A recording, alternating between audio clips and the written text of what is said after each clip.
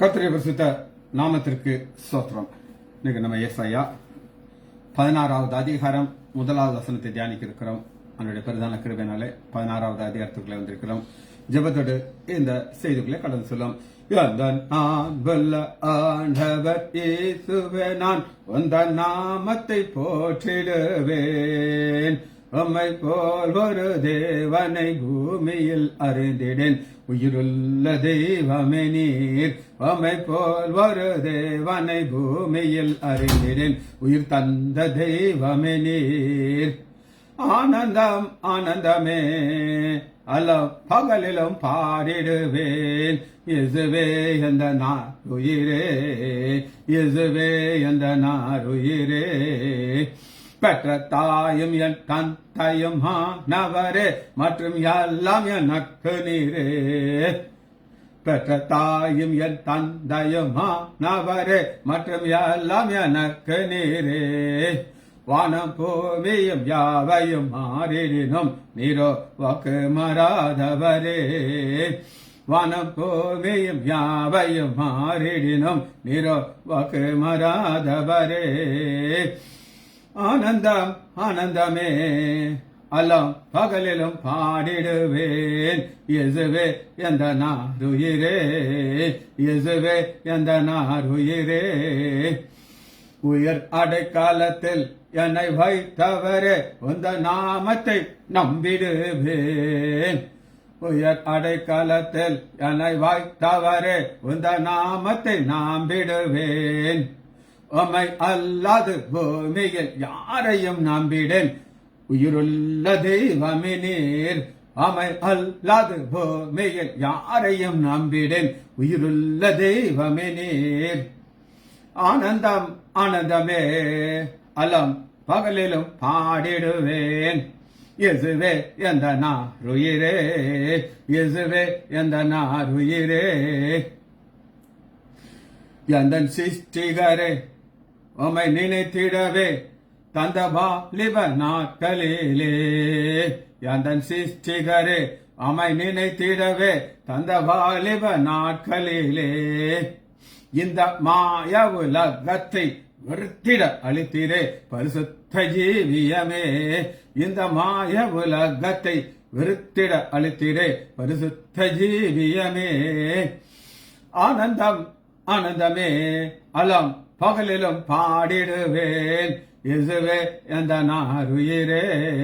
பான்வெளியுமோ பெரும் பேர் புகழோ பண ஆஸ்தியும் வீணல்லவா. பான்வெளியுமோ பெரும் பேர் புகழோ பண ஆஸ்தியும் வீணல்லவா. பரலோகத்தின் செல்வமே என் அருள் இயேசுவே, பாதம் எனக்கு நீரே. பரலோகத்தின் செல்வமே என் அருள் இயேசுவே, பாதம் எனக்கு நீரே. இயேசுவே நாமத்தினாலே ஜெபங்களின் பிதாவே, ஆமேன். கர்த்தருடைய சுத்த நாமத்திற்கு ஸ்தோத்திரம். லீலா அம்மாள் praise Lord, Arokiaraj brother praise Lord, John Jebaraj brother praise Lord, Daniel Rajesh praise Lord, Nagarathnam அம்மாள் பிரைஸ்லாட், கவிதா சிஸ்டர் பிரைஸ்லாட்.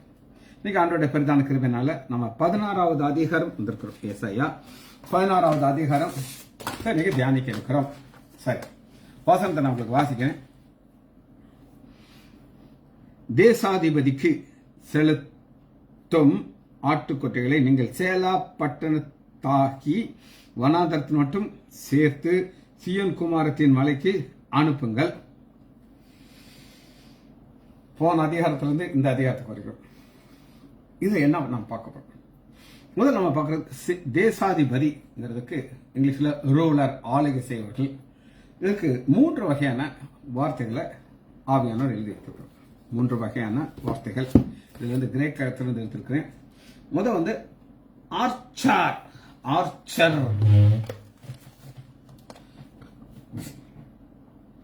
ரூலர் ஏ பட்டுங்க. ஆர் சோர், சார் அந்த ஓ மேல ஒரு ஆச்சோர், ARCHER, ஆர்ச்சோர், ஆர்ச்சோர். ரைட். த ஆர்ச்சோர்ங்கிறதுதான் என்ன அப்படின்னு பார்ப்போம். ஒரு சீஃப் அல்லது பிரின்ஸ் இதை நீங்க வேதத்தில் எங்க புதிய ஏற்பாட்டில் இருந்து தான் இருக்கும். கிரேக்க வார்த்தை இது. 1 கொரிந்தியர் 2வது அதிகாரம்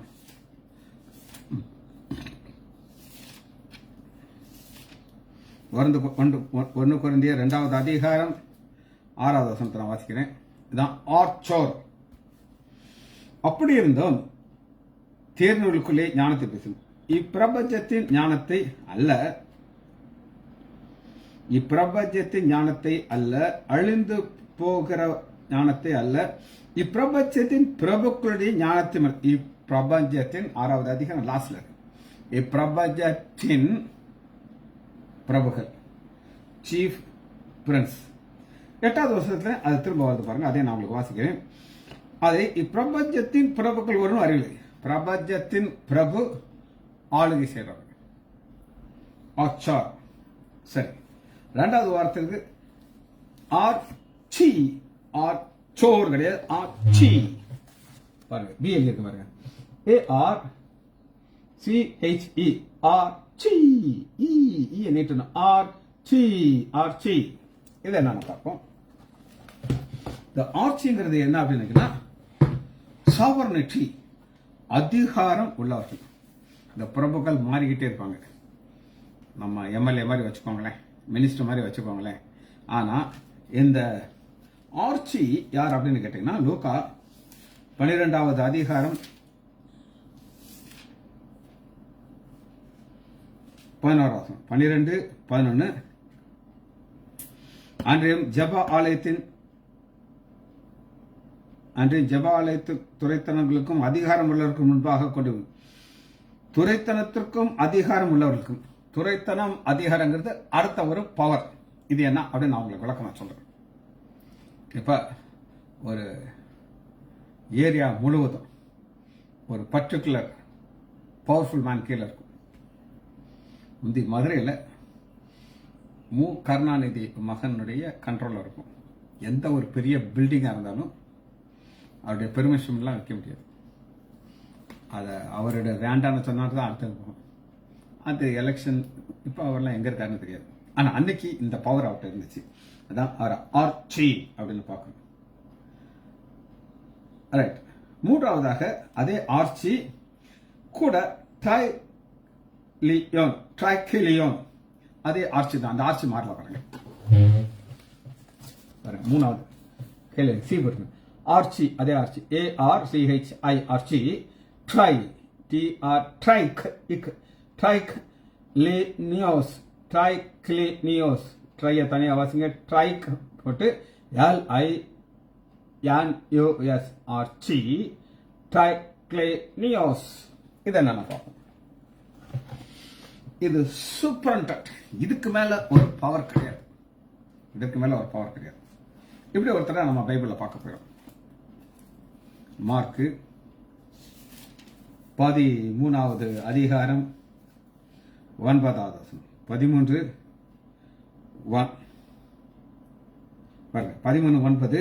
நீங்கள் ஜெப ஆலயத்தில் அடிக்கப்படுவீர்கள், என் நிமித்தம் தேசாதிபதிக்கும் ராஜாக்களுக்கும் சாட்சியாக இருந்தார்கள்.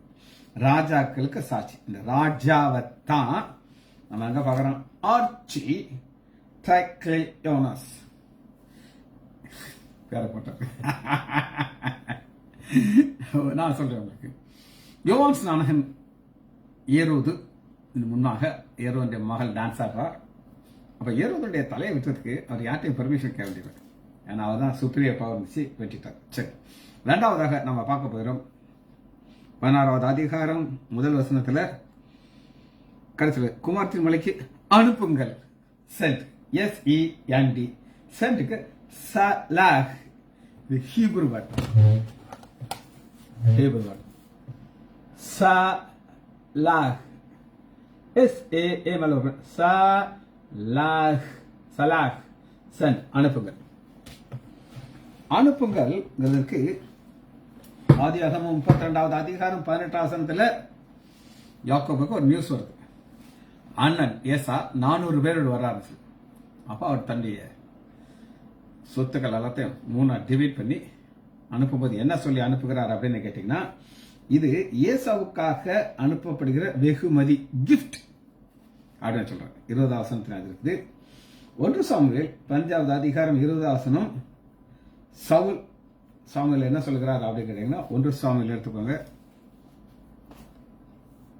15வது அதிகாரம்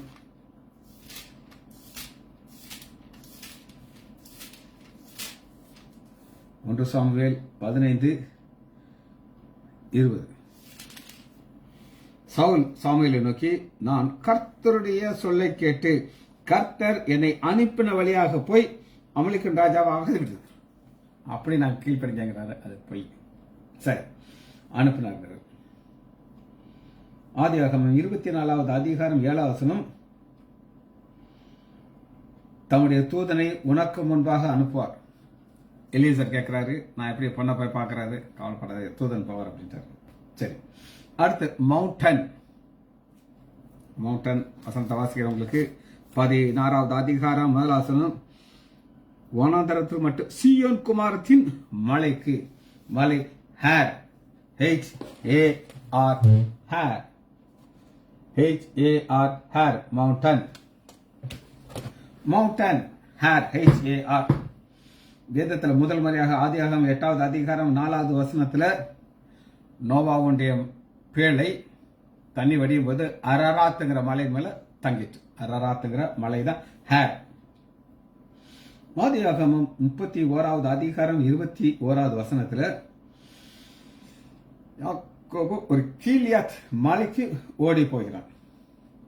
சரி, 3 பார்த்தாச்சு. 4வது டாக்டர், சியோன் குமாரத்தி.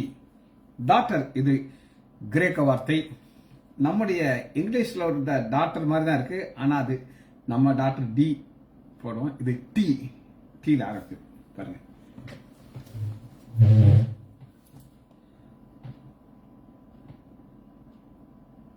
டாக்டர் THU டாக்டர் அப்படிங்கிறாங்க.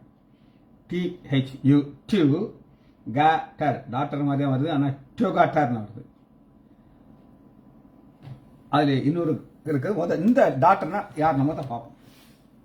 டாக்டர் அப்படின்னா இந்த இதுக்கு அந்த ஆத்தர் என்ன எக்ஸ்பிளைன் சொல்றா, நேச்சுரல் ரிலேஷன்ஷிப். இப்ப எனக்கு இங்க சம்மந்தியமா இருக்காங்க, ஜெயந்தி அக்கா இருக்காங்க. அவங்க ரத்த சம்பந்தம் கிடையாது. அவங்க பொண்ணு என்னுடைய தம்பி டாக்டர் விமலேஷ் பையன் கல்யாணம் கட்டிருக்காரு. அவங்கள நான் அக்கா அப்படின்னு கூப்பிட்டேன், ஜெயந்தி அக்கா. அவங்கள அண்ணே அப்படின்னு கூப்பிட்டாங்க.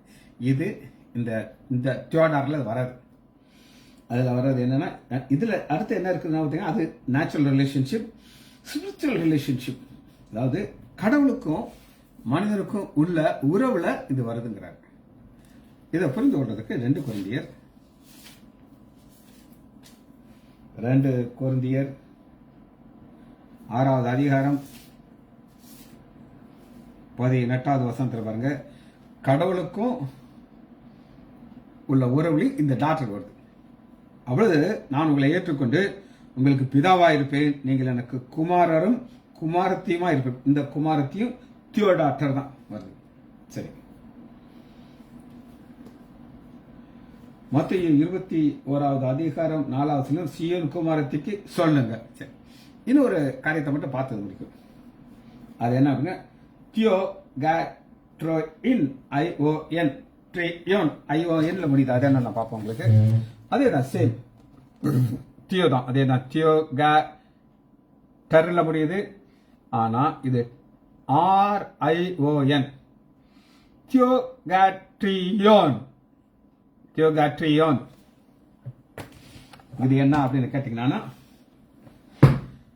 குட்டி பிள்ளை, சின்ன பிள்ளை. மார்க்கு 5வது அதிகாரம் 23வது வசனம், 5:23. என் குமாரத்தி மரண அவஸ்தைப்படுகிறாள், ஆரோக்கியம் வேண்டுவில், நீர் அவன் மேலே கையை வையும், அப்பொழுது பள்ளிப்பாடு மிக வேண்டிக் கொண்டான். இந்த குட்டி பிள்ளை 12 வயதுக்குள்ள பிள்ளைகளுக்கு இது பார்க்கணும். 7வது அதிகாரம் 25வது வசனம், 7:25. அசுத்தாவை பிடித்த ஒரு சிறு பெண் தாய், சிறு பெண்ணுக்கு தியோகாட்ரியோன் ரைட். இப்போ நம்ம லாங்குவேஜுக்கு போயிடும் முடிச்சாச்சு. வார்த்தைக்குள்ள வரைக்கிறோம். இதில் நம்ம பார்க்கறதில்ல, இதெல்லாமே நிழல் அப்படின்னு நம்ம பார்த்துருக்கோம். அந்த நிழல்ல நிறைய ஆவிக்குரிய அர்த்தங்களை நம்ம பார்க்கிறோம். ஆவிக்குரிய அர்த்தம் அது என்ன நம்ம பார்க்க போகிறோம். சரி, இங்க தேசாதிபதிகளுக்கு அனுப்ப வேண்டிய காரியத்துல முக்கியமான ஒரு காரியம் என்ன அப்படின்னு கேட்டீங்கன்னா, தேசாதிபதிக்கு சொல்லி ஆட்டுக்குட்டிகளை நீங்கள் ஆட்டுக்குட்டிகள்ங்கிறது என்ன அப்படின்னு கேட்டீங்கன்னா, இது பலி செலுத்தக்கூடிய ஒரு மிருகம். 2 வகையா பிரிக்கிறாங்க. ஒன்று பிளவு உள்ளவைகள். பிளவு உள்ளவைகள்ல அசை போடுறத பலி செலுத்தலாம். ஆடு பிளவிற்கும் ஆசைப்படும், பன்றி பிளவிற்கும் ஆசைப்படாது. அப்ப அதுல வந்த ஆட்டுக்குட்டியை தான் நம்ம இன்னைக்கு தியானிக்க இருக்கிறோம். முதல்ல ஒரு நிஜத்தை காற்று அப்ப நிழலை பார்க்க போயிடும். இந்த நிஜத்தை 1 பேதுரு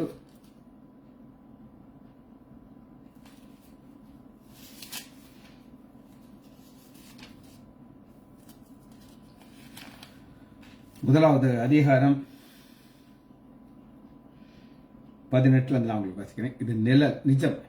ஆண்டவராகிய இயேசு கிறிஸ்துவின் ரத்தத்துக்கு ஒரு ஸ்பெஷலா ஒரு அடைமொழி கொடுத்திருக்காங்க. நீங்கள் முன்னோரால் பாரம்பரியமாக நீங்கள் அனுசரித்து வந்த வீணான நடவடிக்கைகளாகிய அழிவுள்ள வஸ்துக்களாகிய வெள்ளி புனலால் மீட்கப்படாமல் 19 குற்றமில்லாதல் மாசற்ற ஆட்டுக்குட்டியாகிய கிறிஸ்து இயேசுவின், இங்கதான் முக்கியம், விலையேற பெற்ற ரத்தத்தினாலே மீட்கப்பட்டாங்க. விலையேறப்பட்ட ரத்தம் நம்முடைய ஆண்டவராகிய இயேசு கிறிஸ்துவ இதோ உலகத்தின் பாவத்தை சுமர்ந்து தீர்க்க தேவ ஆட்டுக்குட்டி. ஆனா அதுக்கு விலை என்னன்னா விலையே கிடையாது, ரத்தத்துக்கு விலையே கிடையாது. அது ஏன் அது விலை இல்லை அப்படின்னு கேட்டீங்கன்னா, இப்ப நான் உங்களுக்கு நிழலை காட்ட போகிறேன். நிழல், சரி, நிழலை பார்ப்போமா? 2 ராஜாக்கள் எடுத்துக்கொள்ளுங்க. 8வது அதிகாரம் 63வது வசனம். 1 ராஜாக்கள் 8:26.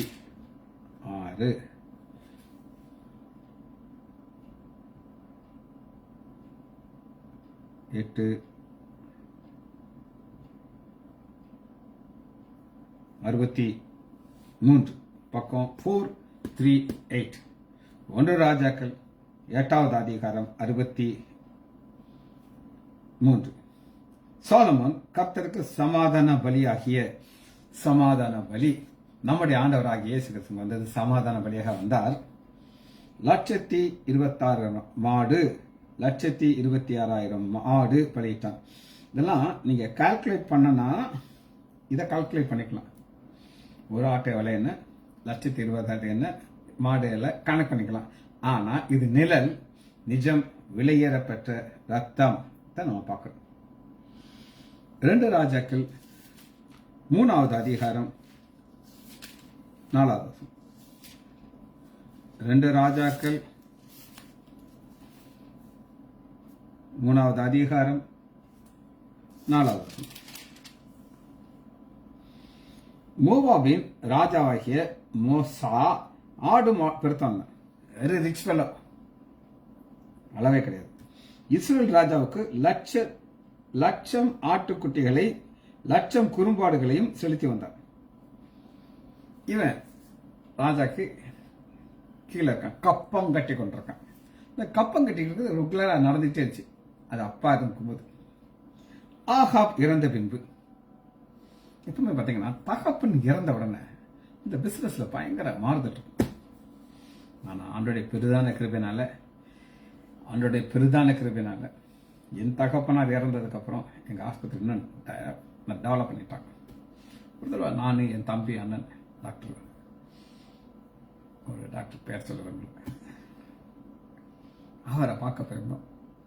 அவர் எங்கள்கிட்ட நல்லா பேசிட்டு அவர் போகும்போது சொல்றாரு, இப்ப நான் ஒரு லைசன்டர் நான் பார்த்துருக்கேன், இப்போ 3 லைசன்டர் போறாங்க, 3 நான் பார்க்கறேன் அப்படின்னு சொன்னார்.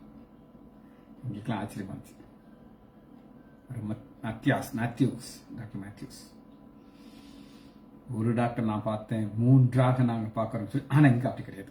ஆகாப் இறந்த போது மோவாபின் ராஜா இஸ்ரேல் ராஜாக்கு விரோதமாக கலகம் பண்ணினான்.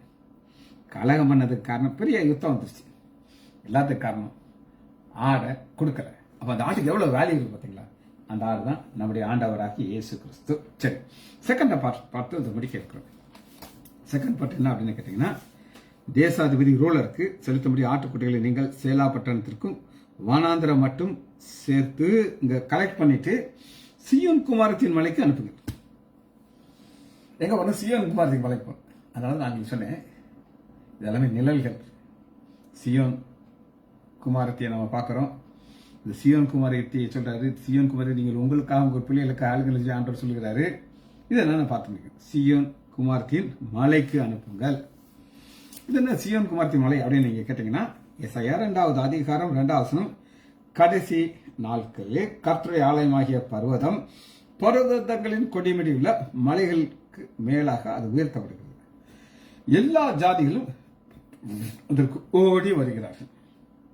ஏன் ஓடி வருகிறார்கள் அப்படின்னு நீங்க கேட்டீங்கன்னா, 3வது வசனம், திரளான ஜனங்கள். இந்த திரளான ஜனங்கள் யார் இருக்காங்க அப்படின்னு கேட்டீங்கன்னா, வெளிப்படுத்துதல் 7வது அதிகாரத்தை நம்ம பார்க்கிற அத்தனை ஜனம் இங்க நீங்க பார்க்கலாம்.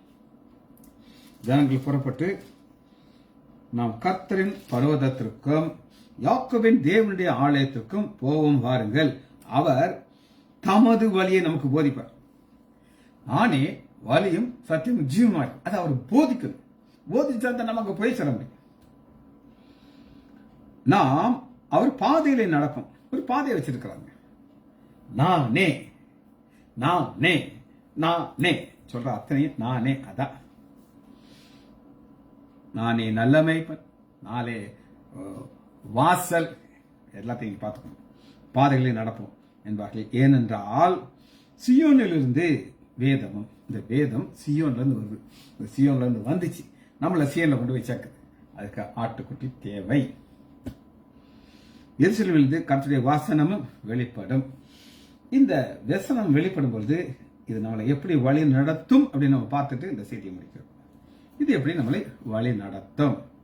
சங்கீதம் 43வது அதிகாரம் 3வது வசனம். சங்கீதம் 43:3, உமது வெளிச்சத்தை உமது சத்தியத்தை அனுப்பி. இந்த வெளிச்சங்கிறது இருள் சூழ்ந்த லோகத்தில் இருக்கும். அந்த இருள் சூழ்ந்த லோகத்தில் இருக்கிற நமக்கு பல கஷ்டங்கள் இருக்கும். அந்த கடல் வழியாக நம்ம போறோம். கடல் கொந்தளித்து வாங்க கப்பலாடி செல்கையே, புயல் காற்று சிறி வீச வாய்க்கிலேந்தே போகையில், இது எங்களிடம் வந்து கப்பலோட்டியாயிரம் காற்றமைத்து துணை நின்று கரை சேர செய்திடம். கப்பலிலே போவருக்கு கடும் சேதம் வாரினாம். புயல் காற்று இடி மின்னல் எல்லாம் உமக்கு அடங்கும். இருளில் நீர் பாரம் ஜோதி. அந்த இருளில் நீர் பாரம் ஜோதி. அந்த இருளில் இருக்கிறதுல பாரம் ஜோதியா இருந்து நம்மளை வழி நடத்துறது ஆண்டவராகிய இயேசு கிறிஸ்துவின் வெளிச்சம். உமது பரிசுத்த பர்வதத்திற்கும், இந்த பரிசுத்த பர்வதம் நம்ம பார்க்கறது தான் சியோன் பர்வதம், குமாரத்தின் பர்வதம். உமது வாசஸ்தலத்திற்கும், உமது வாசஸ்தலம் நம்முடைய ஆண்டவராகிய இயேசு கிறிஸ்து சொல்லியிருக்காரு. என்னுடைய பிதாவின் வீட்டில் அநேக வாசஸ்தலங்கள் இல்லாததான் நாங்கள் சொல்லியிருப்பேன். நான் போய் உங்களுக்காக ஒரு ஸ்தலத்தை ஆயத்த பண்ணி பின்பு நான் வந்து உங்களை என்னோடு சேர்த்துக்கொள்ளுங்கிறார். இந்த சேர்த்துக்கொள்வதற்கு தேவை அதிபதி நம்முடைய ஆண்டவராகிய இயேசு கிறிஸ்துவுடைய ரத்தம். ஜெபிச்சு முடிப்பாங்க.